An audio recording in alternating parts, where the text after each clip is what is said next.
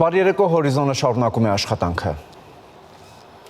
Վարչապետ Նիկոլ Փաշինյանն ընդունել է Արժույթի միջազգային հիմնադրամի հայաստանյան առաքելության նորանշանակ ղեկավար Ալեքսանդր Թիմանին։ Վարչապետը կարևորել է հիմնադրամի հետ համագործակցությունը ի նպաստ մեր երկրում տնտեսության զարգացման եւ կայունության ապահովման։ Զրուցակիցները քննարկել են Հայաստանի եւ հիմնադրամի համագործակցությամբ իրականացվող ծրագրերին վերաբերող հարցեր եւ անդրադարձ կատարել հետագա քայլերին։ Մտքեր են փոխանակվել Հայաստանում իրականացվող բարեփոխումների ընթացքի, ֆինանսական ոլորտի, ներդրումային միջավայրի բարելավման, տնտեսական ակտիվության խթանման, առկա ռիսկերի հաղթահարման եւ այլ հարցերի շուրջ։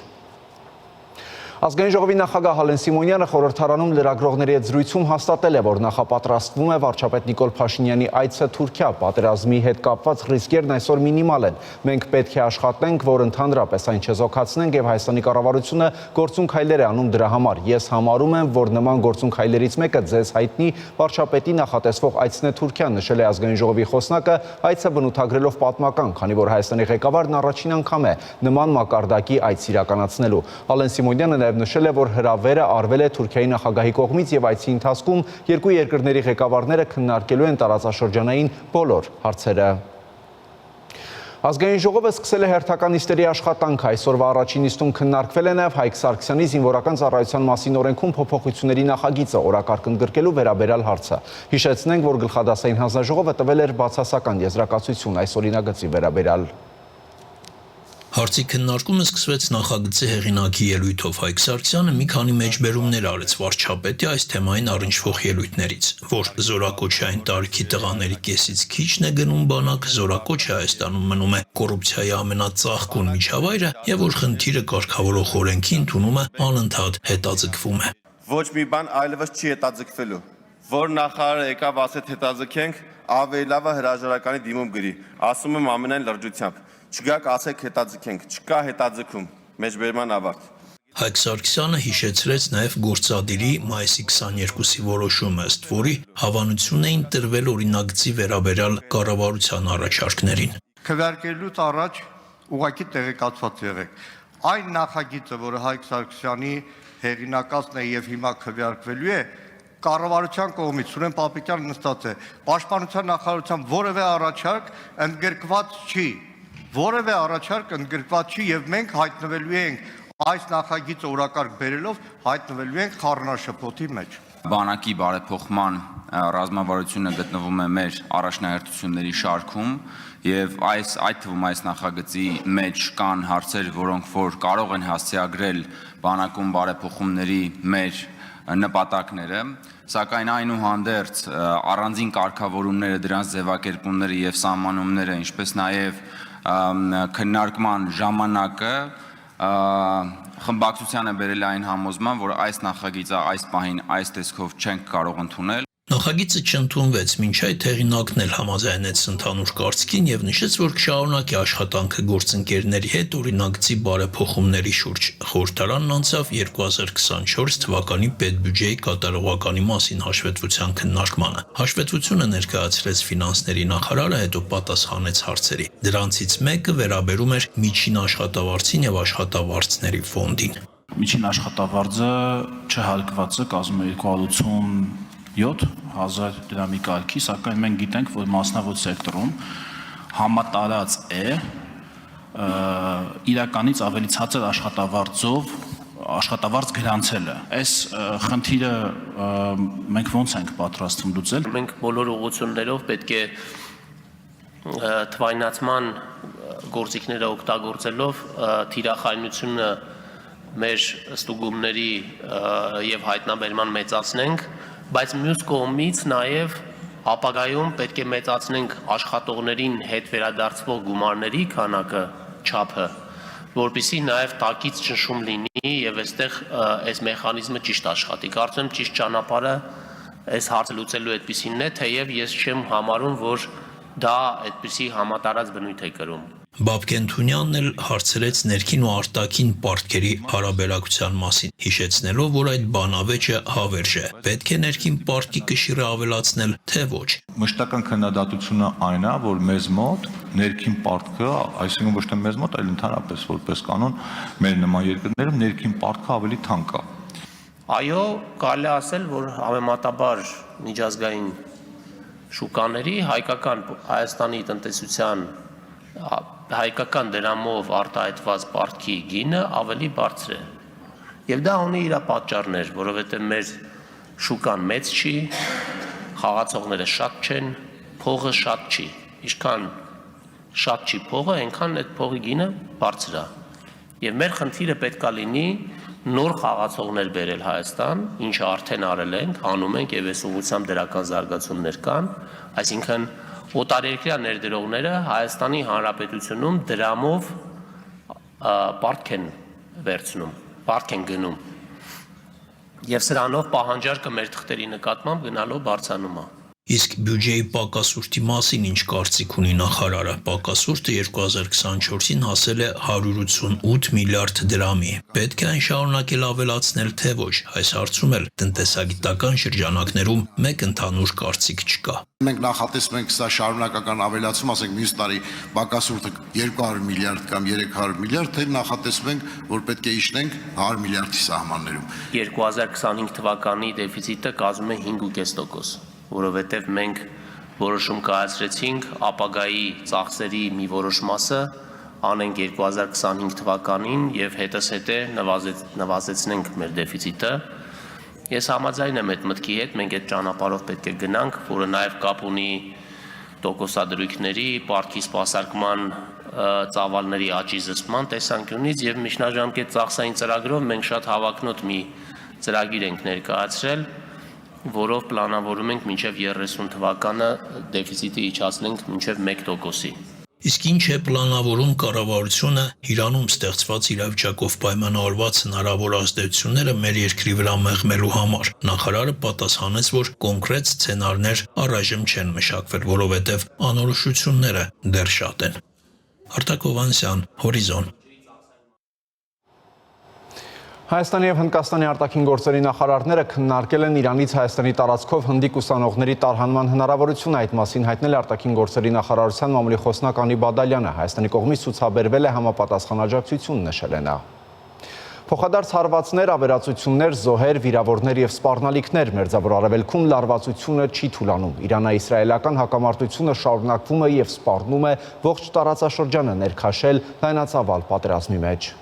Իրано-իսրայելական հակամարտության 5-րդ օրն են, կողմերը շարունակում են փոխադարձ հարվածները։ Իսրայելի պաշտպանության բանակը հայտարարել է, որ այս գիշեր հարվածել է Թեհրանի հրամանատարական կենտրոններից մեկին եւ սպանել Ալի Շադմանին, որը Իրանի գերագույն առաջնորդի ամենամոտ անձանցից էր։ Շադմանին ղեկավարում էր Իրանի արտակարգ իրավիճակների ռազմական շտաբը եւ վերահսկում էր Իսլամական հեղափոխության պահապանների կորպուսը եւ բանակը։ Նա նշանակվել էր օրեր առաջ այն բանից հետո, երբ իր նախորդը Ալամ Ալի Ռաշիդը սպանվել էր Իսրայելի հարվածների հետևանքով։ Իսրայելը նաև հայտարարել է, որ հարվածներ է հասցրել Թավրիզին, Բանդար Աբասին, Սպահանին եւ այլ բնակավայրերի։ Կան զոհեր եւ վիրավորներ, այդ թվում Կարմիր մահիկի աշխատակիցների շրջանում։ Թիրախավորվել են Երկիր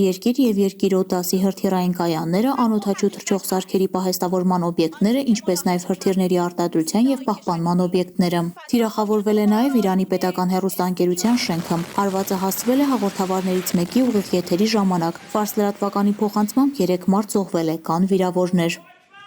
Իր հերթին Իրանը գիշերային հրթիռային հարձակում է սկսել Իսրայելի քաղաքների ուղղությամբ, հնչել են օդային տագնապի ազդանշանները, լսվել են պայթյունների ձայներ, աշխատել են հակաօդային պաշտպանության համակարգերը։ Ֆարս լրատվականը հայտնել է, որ Իրանի զինված ուժերը հասցված հարվածների ընթացքում կարողացել են ոչնչացնել Իսրայելի հեռահար հոբ համակարգը։ Իրանական հրթիռների թիրախում է եղել նաև Հայֆայի էլեկտրակայանը, որտեղ խոշոր հրդեհ է բռնկվել։ Վնասվել են զգալի թվով սարքավորումներ, որոնց հետևանքով գործարանի բոլոր օբյեկտներն ու դուստր ձեռնարկությունները փակվել են։ Զոհվել է 3 մարդ։ Իրանական կողմը հարվածներ է հասցրել նաև Հայֆայի նավթավերամշակման գործարանին։ Լրջորեն վնասվել է գործարանին գոլորշի եւ էլեկտրաէներգիա մատակարարող էլեկտրակայանը։ Նավթավերամշակման գործարանն ամբողջությամբ դադարեցրել է աշխատանքը։ Իրանը հիմա էլ շարունակում է հարվածներ հասցնել Իսրայելին։ Իսլամական հեղափոխության պահապանների կորպուսը հայտարարել է, որ հրթիռային հարվածներ է հասցրել Իսրայելի ռազմական հետախուզության շենքին եւ Թել Ավիվում գտնվող Մոսադի գլխավոր գրասենյակին։ Կողմերը նշում են, որ պատրաստվում են շարունակել ռազմական գործողությունները։ Այս ամենին զուգահեռ ԱՄՆ նախագահը կոչ է արել Թեհրանի բնակիչներին անհապաղ տարհանվել։ Իրանը պետք է ստորագրեր այն միջուկային գործարքը, որ ես նրանց ասել էի ստորագրել, ինչ ամոթ եւ մարդկային կյանքերի վատնում։ Պարզ ասած, Իրանը չի կարող միջուկային զենք ունենալ։ Ասել եմ դա եւ նորից կասեմ։ Բոլորը պետք է անհապաղ տարհանվեն Թեհրանից։ Սպիտակ տան առաջնորդը միևնույն ժամանակ նշել է, որ Թեհրանը պատրաստ է երկխոսել, սակայն դա պետք է ավելի շուտ աներ։ Իսրայելի վարչապետն էլ հայտարարել է, թե Իրանը ցանկանում է միջուկային գործարքի շուրջ բանակցություններ վարել, բայց ձևական։ Բենյամին Նեթանյահուի խոսքերով Թեհրանի նպատակն է դրանց ընթացքում շարունակել միջուկային զենքի մշակումը։ Նա նշել է, որ պաշտոնական Թել Ավիվը վճռական է վերացնելու Իրանի միջուկային եւ բալիստիկ հրթիռային ծրագրերից բխող վտանգը։ Իրանն էլ շարունակում է պնդել, որ իր միջուկային ծրագիրն ունի բացառապես խաղաղ նպատակներ։ Երկրի արտաքին գործերի նախարարը կոչ արել Դոնալդ Թրամփին ստիպել Իսրայելին կանգ առնել։ Աբբաս Արաղչին նշել է, որ Իրանը չի սկսել այս պատերազմը եւ շահագրգռված է շարունակել արյունահեղությունը։ Սակայն մենք հպարտությամբ կպայքարենք մինչև վերջ, պաշտպանելու մեր հողը, ժողովրդին, արժանապատվությունը եւ մեր նվաճումները։ Իսրայելի հարձակումների նպատակն է խափանել Իրանի եւ Միացյալ Նահանգների միջև հնարավոր գործարքը։ Մենք շարժվում ենք այդ ուղղությամբ եւ ճիշտ ուղու վրա ենք։ Իրանի արտգործնախարարը նաև մտահոգություն է հայտնել, որ Իսրայելը ցանկանում է ընդլայնել հակամարտությունը դրա մեջ ներքաշելով Պարսից ծոցը եւ այլ երկրների, ինչին պաշտոնական Թեհրանը դեմ է։ Անահիտ Հակոբյան, Հորիզոն։ Գիտությունների ազգային ակադեմիայում տեղի ունեցել հայոց ազգագրության թանգարանի գորգերի ընտրանի գրքի շնորհանդեսը գրքում ներկայացված են պատմական Հայաստանի բոլոր նահանգների գորգագործական կենտրոններում հազարամյակների ընթացքում ձևավորված գորգարվեստի ավանդույթներ, ինչպես նաև հայ գաղթօջախներում ստեղծված գորգեր։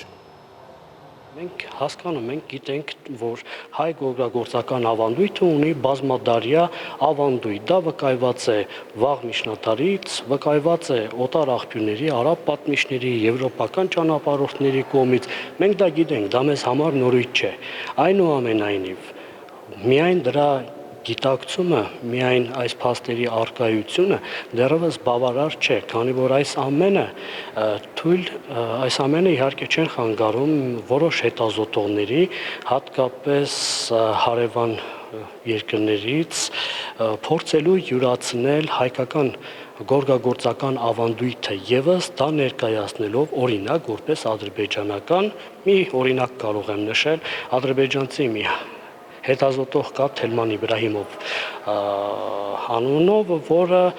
ռուսալեզու եւ անգլալեզու իր հրապարակումներում փորձում է առաջ քաշել այն թեզը, թե գիտեք ինչ, քանի որ քոչվոր թուրքական ժողովուրդները հիմնականում խաշնարած էին, ոչ հարաբերությամբ էին զբաղվում, ուրեմն որդ շատ ունեին, ուրեմն գորգագործական ավանդույթը հենց իրենցն է եւ միայն հիմնվելով այս օրինվածքի վրա նա Թելման Իբրահիմովը փորձում է ակնհայտորեն յուրացնել Արցախի գորգագործական հայկական ավանդույթը ներկայացնելով դա ադրբեջանական։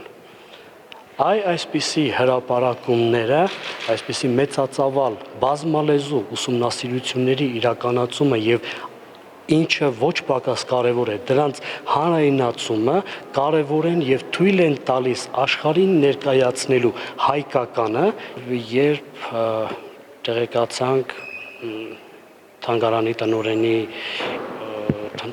տնօրենից տեղեկացանք, որ այսպիսի նախաձեռնություն կա, որ միտված են հրատարակելու բազմալեզու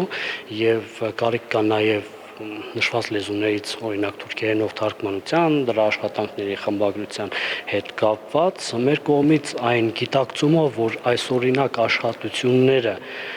պետք է անպայման այս օրինակ աշխատությունների հրապարակմանը պետք է անպայման աջակցել, մասնակցել, ներգրավել։ Գերարդ հիմնադրամը միանգամից արձագանքել եւ իր գործուն ներդրումն է ունեցել թե թարգմանչական աշխատանքների տեսքով, թե խմբագրական աշխատանքների տեսքով եւ թե տպագրական աշխատանքների եւ արդյունքների հանրայնացման տեսանկյունից։ Գազպրոմ Արմենիա ընկերությունը հայտնում է, որ հունիսի 19-ին եւ 25 ազամատակարարման պլանային դադարեցումներ են նախատեսվում Արմավիրի մարզի որոշ բնակավայրերում, իսկ հունիսի 19-ին Կապանի, Երևանի որոշ հասցեներում։